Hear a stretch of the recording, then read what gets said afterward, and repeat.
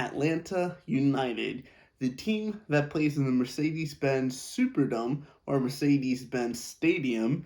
And let's just say this, when it came to the 2022 season for Atlanta United, I gotta be honest, I'm a very much Atlanta United fan. It was a very disappointing season. But this season is just going to be a lot more interesting.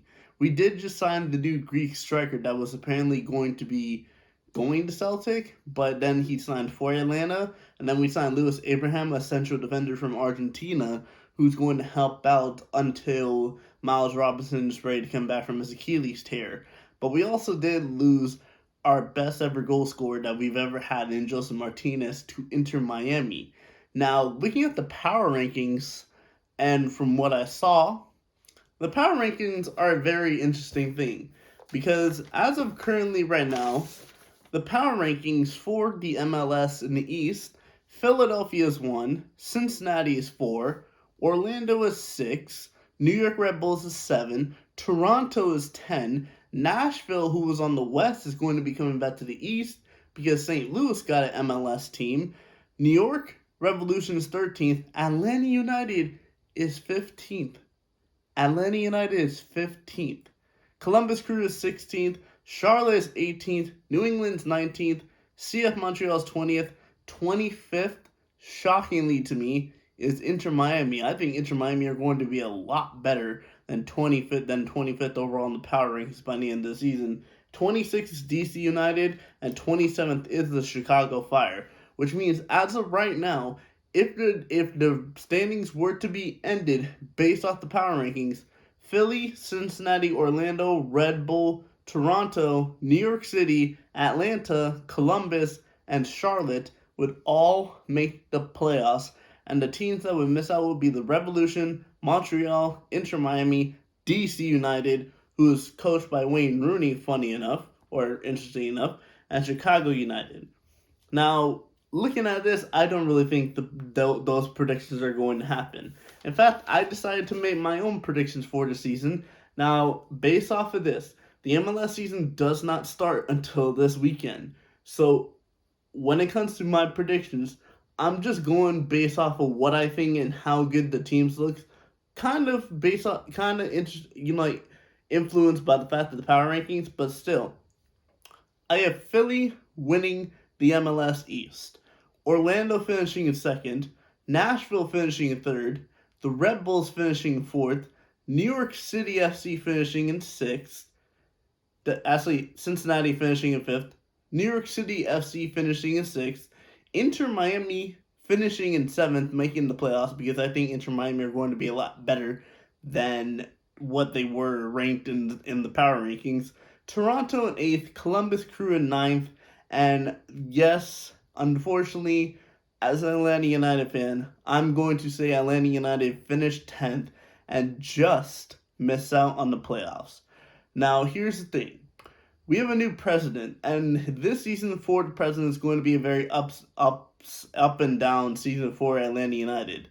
I mean, last season was up and down season. Atlanta United I expected them to make the playoffs, and they missed out by a pretty good margin, which I was very shocked by the fact. But we also had a coach who was starting Joseph Martinez, and Joseph Martinez would come off the bench and score and still get started on the bench. So I'm not really sure when it came to that. But the rest of the teams filling out are New England Revolution finishing 11th, Charlotte in 12th, DC United 13th, CF Montreal 14th, and Chicago Fire, who lost their best goalkeeper who went to Chelsea, Slomina, in 15th. Which would mean Atlanta United would miss out on the playoffs. But I also wanted to do this for you Atlanta United fans that are watching this video. Atlanta United's first 10 games of the season last season was a win, a loss, a win, a draw, a win, a loss, a draw, a loss, and a win. And through the first 10 games of the season, Atlanta United picked up 14 points. And one of those losses came at the Inter Miami Stadium, the Dried Pink Stadium. And I plan on attending this one that will be happening this year.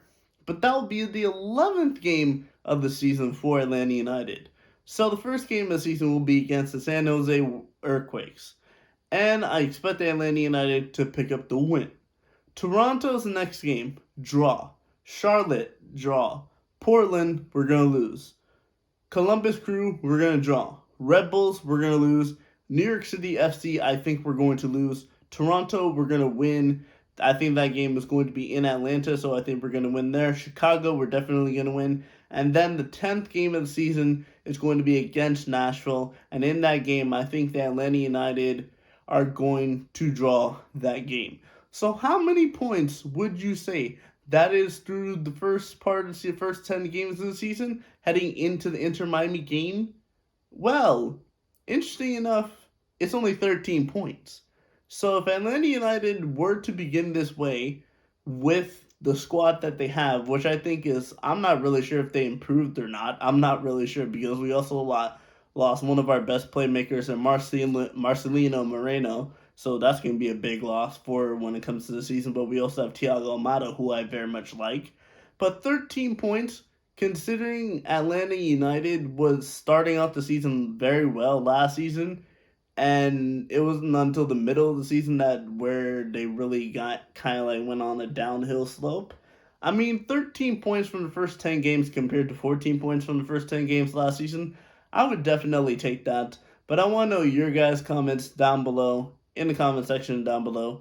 Tell me what you guys think. Do you think Atlanta United will make the playoffs this season? Or do you think that Atlanta United will finish rock bottom? Which one do you think is more likely? Put it in the comments down below. Finishing bottom or making the playoffs.